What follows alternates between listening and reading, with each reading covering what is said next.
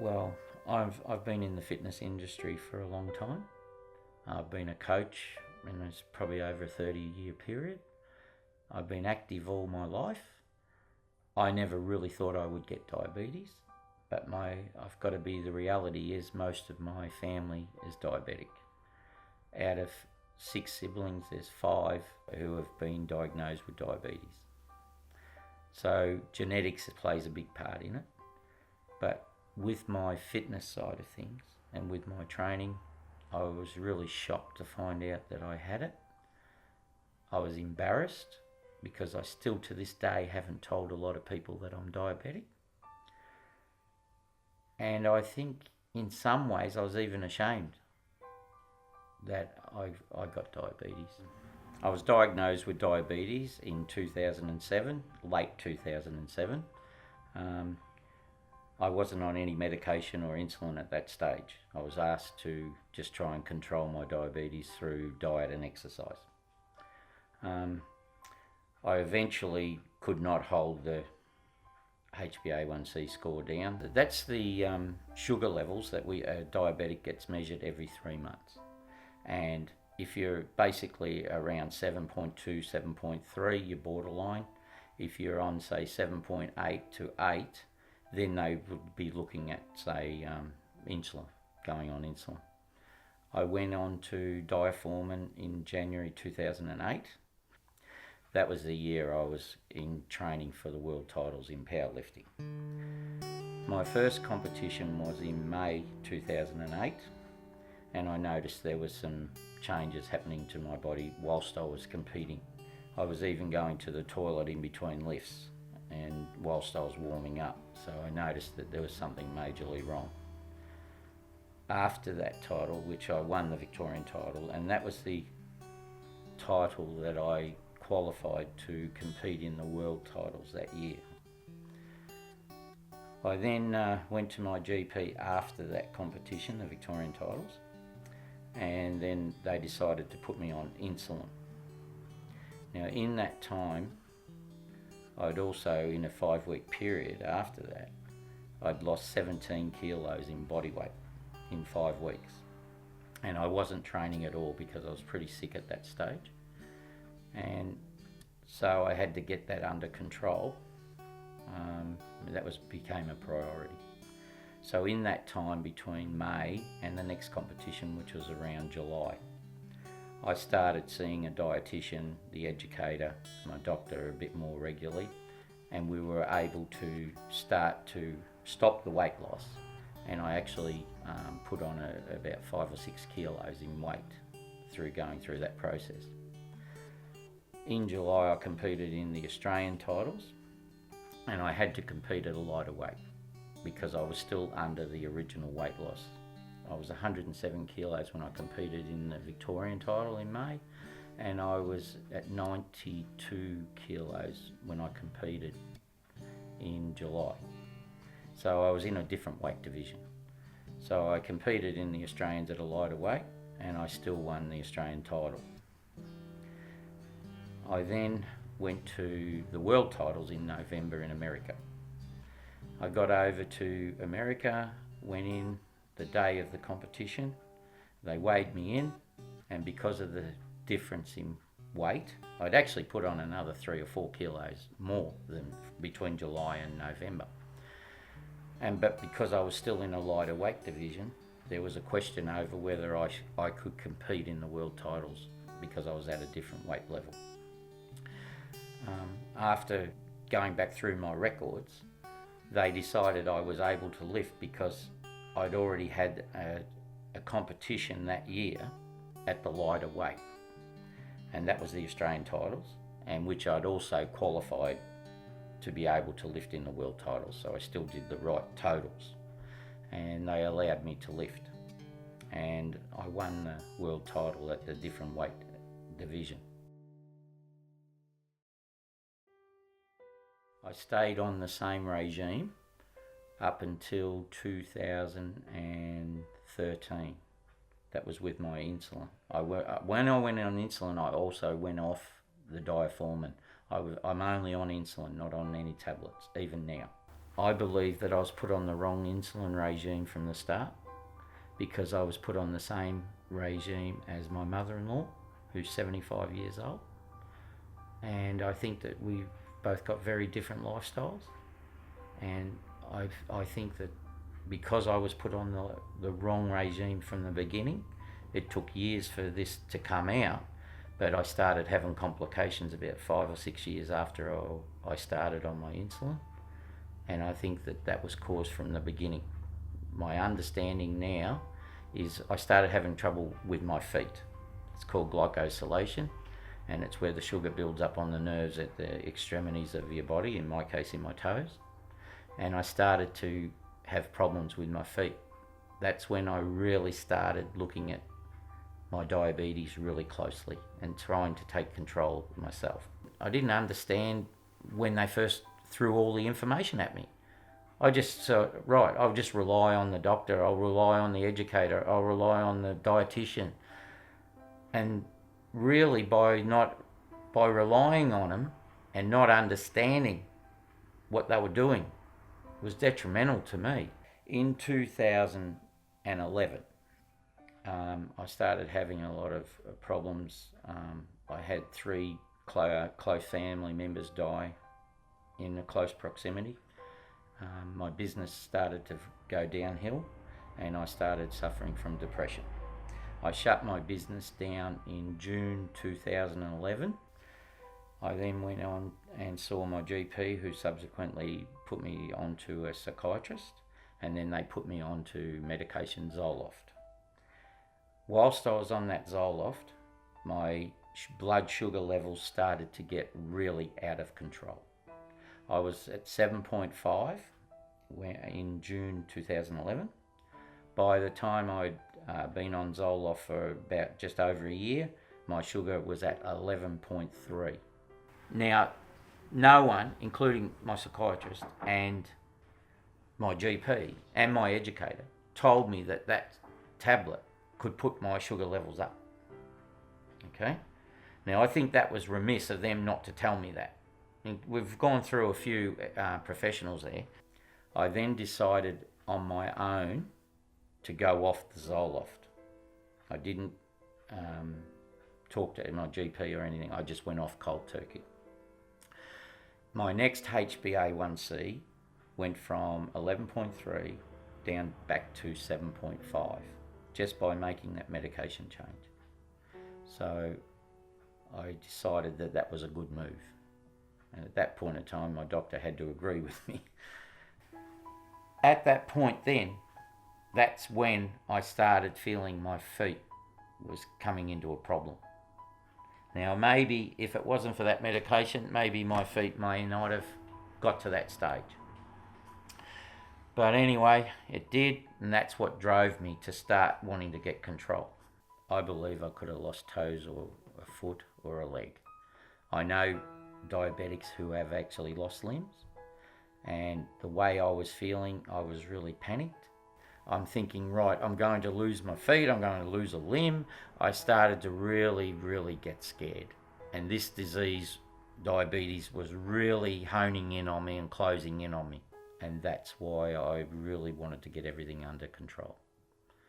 And it's worked for me. I decided I've got to do something.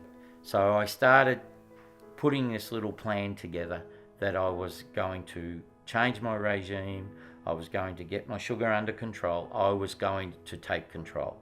If I was going to lose a leg or an arm or whatever, I was going to make sure that I was doing the best I could to prevent it.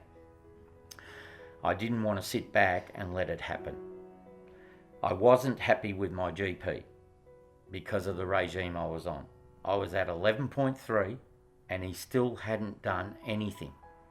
Now, I understand now that 11.3 is very dangerous for a diabetic.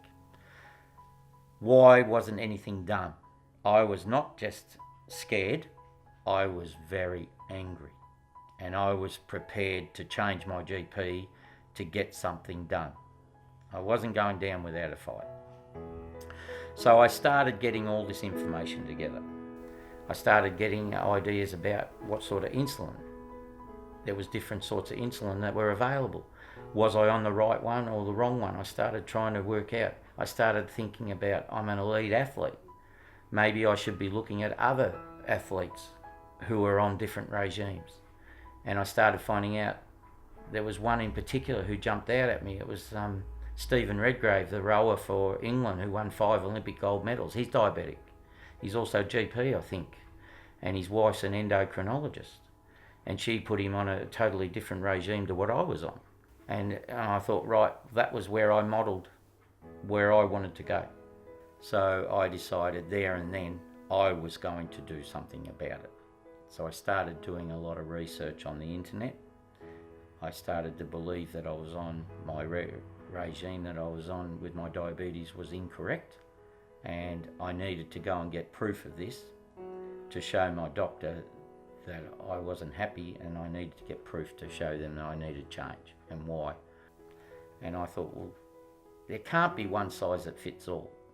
So I started looking at it, I started getting all my facts together. So I went back and I showed my doctor what I wanted. I told him what insulin I wanted. I told him how I wanted to inject it after every meal instead of once in the morning and once in the evening. And I wanted to do all this, and I was prepared to make change, and I was even prepared to change my GP if he didn't agree. He looked at the science. To his credit, he said, we'll give it a go. But we've still got to be careful, and we've got to do it in a systematic way. So I followed his direction, but he basically gave me the same regime I went in and asked him for. But he was in control in as much as how many units the insulin was going to be used, and then how we progressed that. Right, I wanted to record at the different parts of the day what my sugar was doing. So I broke it up into pre-breakfast, post-breakfast, pre-lunch, post-lunch, pre-tea, post-tea, and bedtime. So now what I wanted to do was work out what was an ideal model for me to aim for with my sugar. So if we go to here in the week from the 7th of June to the 13th of June last year, these first 7 numbers across here represents my readings. This day 8, that represents the ideal sugar levels over a period of the day, what I'd be looking for. So I'm trying to match each of these different columns here to match that. And then if you look at it, when I started here, it was a lot of them were higher.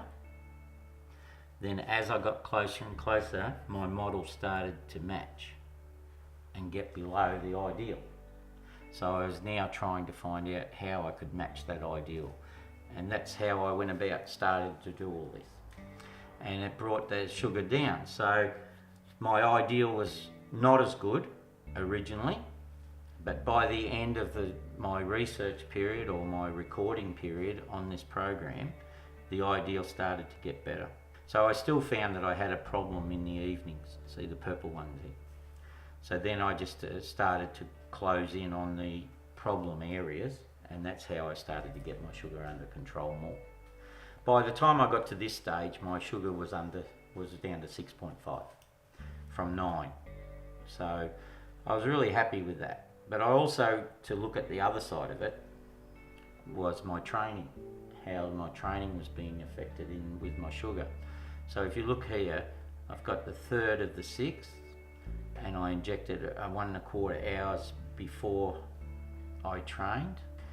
My sugar at the start was 9.4, and at the finish was 11.2. Now this reflects my weight training.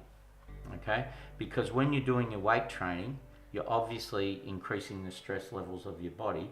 So to do my heavy weight training, I had to create more sugar in my body, so my body naturally produced more sugar. So by the time I finished my training, my sugar level had gone up.